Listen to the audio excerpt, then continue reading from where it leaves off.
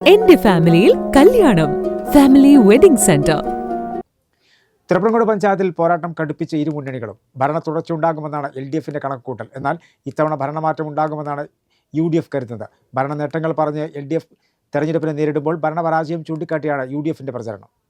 തൃപ്രങ്ങോട് ഗ്രാമപഞ്ചായത്തിൽ മൂന്നാം തവണയും വിജയം ഉറപ്പിക്കാനുള്ള പോരാട്ടത്തിലാണ് LDF. എന്നാൽ ഇത്തവണ ഭരണം തിരിച്ചുപിടിക്കാൻ ശക്തരായ സ്ഥാനാർത്ഥികളെ ഇറക്കിയാണ് UDFും ഇതിനെ നേരിടുന്നത്. 21 ഭരണസമിതിയിൽ LDFിന് 13ഉം UDFിന് 8ഉം അംഗങ്ങളാണുള്ളത്. എന്നാൽ ഇത്തവണ 3 വാർഡുകൾ കൂടി 24ആയി. മുഴുവൻ വാർഡുകളിലും ശക്തരായ സ്ഥാനാർത്ഥികളെയാണ് മുന്നണികൾ രംഗത്തിറക്കിയത്. ഭരണ നേട്ടങ്ങൾ മുന്നിൽ വെച്ചാണ് തെരഞ്ഞെടുപ്പിനെ നേരിടുന്നതെന്നും ഭരണ തുടർച്ച ഉണ്ടാകുമെന്നും LDF നേതാവ് P. മുനീർ പറഞ്ഞു. സമാനതകളില്ലാത്ത വികസന പ്രവർത്തനങ്ങളാണ് നടത്തിക്കൊണ്ടിരിക്കുന്നത്. ഒരു നവകേരളത്തെയാണ് സഖാവ് പിണറായിയുടെ നേതൃത്വത്തിലുള്ള ഗവൺമെൻറ് ഇവിടെ സൃഷ്ടിച്ചുകൊണ്ടിരിക്കുന്നത്. എല്ലാ മേഖലയും എടുത്ത് പരിശോധിച്ചാൽ കേരളം ഒന്നാമതായി നിൽക്കുന്നത് നമുക്ക് കാണാൻ കഴിയും.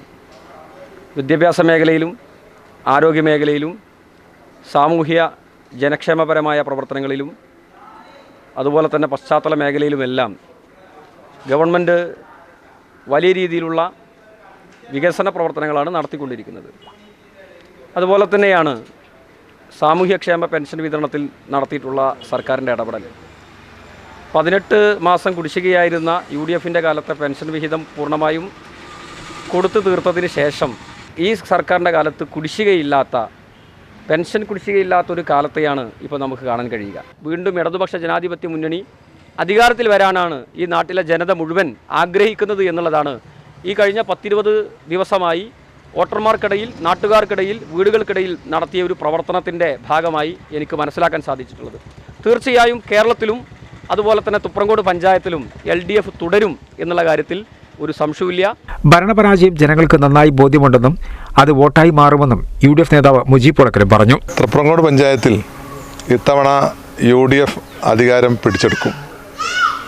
ഈ 24 വാർഡുകളിലാണ് മത്സരം നടക്കുന്നത്.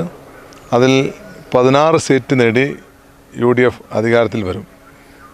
നാട്ടിലെല്ലാം എല്ലാ വാർഡുകളിലും ഭരണവിരുദ്ധ വികാരവും 10 വർഷമായി ഈ പഞ്ചായത്തിൽ ഉണ്ടായിട്ടുള്ള വികസന മുരടിപ്പും ഒരുപാട് പാവങ്ങൾക്ക് അവരുടെ ആവശ്യങ്ങൾ നിറവേറ്റാൻ കഴിയാതെ പോയ കാര്യവും ജനങ്ങൾക്ക് നിത്യജീവിതത്തിലുള്ള പ്രയാസങ്ങളുമെല്ലാം ഈ തെരഞ്ഞെടുപ്പ് ചർച്ചാ വിഷയമാണ്. അതുകൊണ്ട് ഞങ്ങൾ ശുഭാപ്തി വിശ്വാസത്തോടെയാണ് ഈ തെരഞ്ഞെടുപ്പിനെ നേരിടുന്നത്. UDF ഈ 13-ാം തീയതി കഴിയുമ്പോൾ അധികാരത്തിലുണ്ടാകും തീർച്ചയാണ്.